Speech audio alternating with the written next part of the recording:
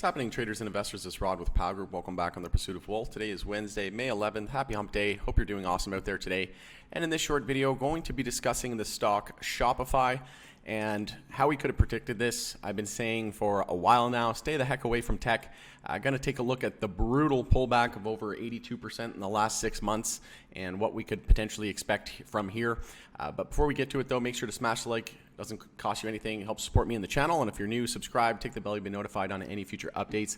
So you can see here on the monthly time frame, we had a monthly EMA 12 and 26 bear cross, which has already followed through, questioning how much more downside we're really going to see from here.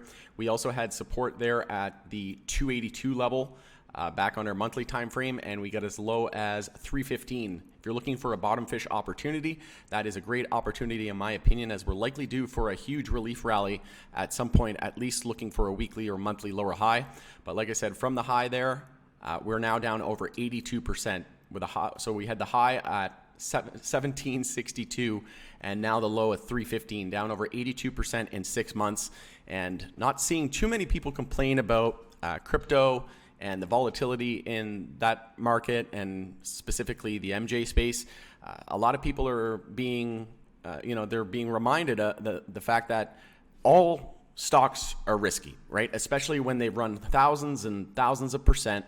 And Shopify is an example. From the lows there at March 2020, from the low there at 305, we went up almost 5x on Shopify. So you have to wonder when we're going to come all crashing down and give it all back. And here we are down over 82%. I've been saying it jokingly, but I'm 100% serious. I never want to hear anybody complain about the volatility in MJ or crypto again, because who would have thought that Shopify would be down over 82% in a span of 6 months, right? And we had all the heads up, all the warning signs that we could possibly ask for. We lost the 10-week moving average, which was acting as support, and then we came back, we kissed it, it acted as resistance. We also had a huge bear cross here on the MACD and the stochastic, and if you would have just exited there when we confirmed this as resistance, then that would have saved you, that was around $1,200, would have saved you massive amounts of downside. And we also had on the weekly time frame, we had the weekly moving averages. We were holding the 50 weekly moving average as support for many, many months, and then we lost it. We came back up, we rejected once again, confirmed as resistance. So again, even if you just exited there, once we closed below it, that would have saved you again. You would have been able to exit above $1,000, somewhere around that $1,200 area. And here we are below all of the weekly moving averages as well. In terms of the daily time frame, we had a death cross back here in January. So again, even if you just exited there on that death cross, that was around $800, would have saved you, about 50% of downside, a little bit over 50% of downside. This is why technical analysis is very useful. And again, it's not a guarantee, it's just probabilities, and it's not looking good. But again, Shopify hitting monthly oversold here, going from monthly overbought territory. And we had all the warning signs, right? We even had hidden bearish RSI divergence. I already drew it out here. So you can see here we had lower highs and lower lows on the RSI, and we were trending higher lows and higher highs on the price. That's called hidden bearish RSI divergence. And like I said, we had all the warning signs that we could possibly ask for. And we knew that we were due for monthly consolidation, right? The whole market was just raging euphoric bull mode, and nothing goes in a straight line forever. And I think a lot of people were humbled. But again, the whole main point of this video is to say that everything's risky, right?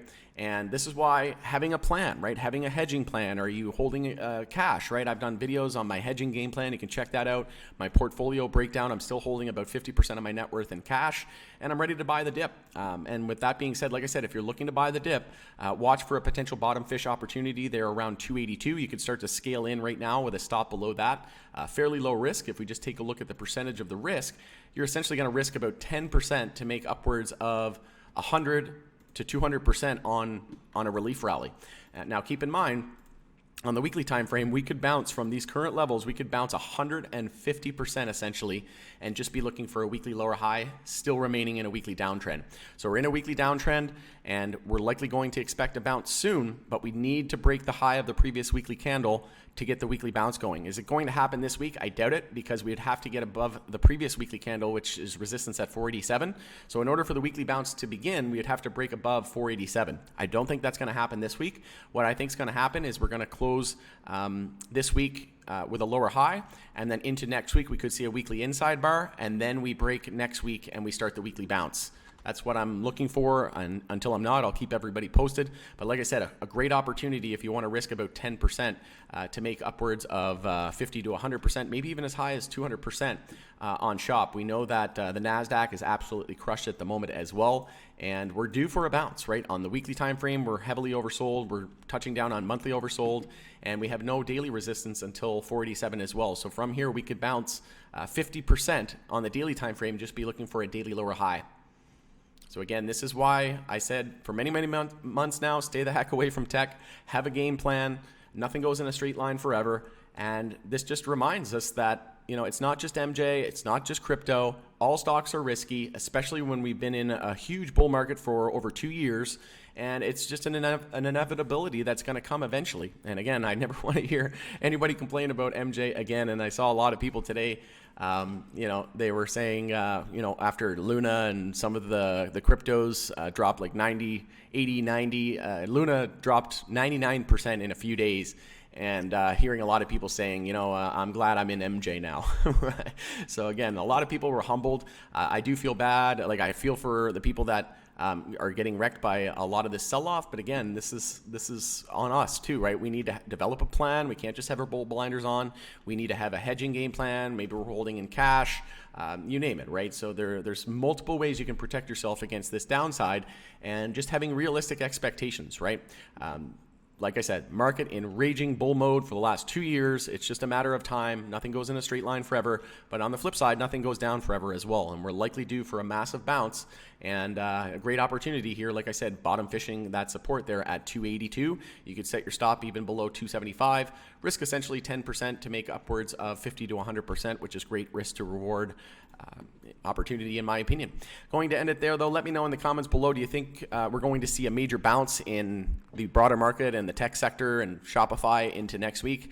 I'm in the camp that we're going to see a massive relief rally. Could end up being just a dead cat bounce, but I am expecting sell-off to intensify into June and July. We know that Amazon's coming out with a 20-for-1 stock split, and that's going to be on June 6th. So what better way to pawn off shares on retail than to make it, instead of making it a $2,000 stock, make it a $100 stock. And then that way retail's able to buy and they pawn it. They did the same thing with Amazon in the .com days before they dropped it 95%. So let me know in the comments below if you think we're going to see a green and a massive bounce next week.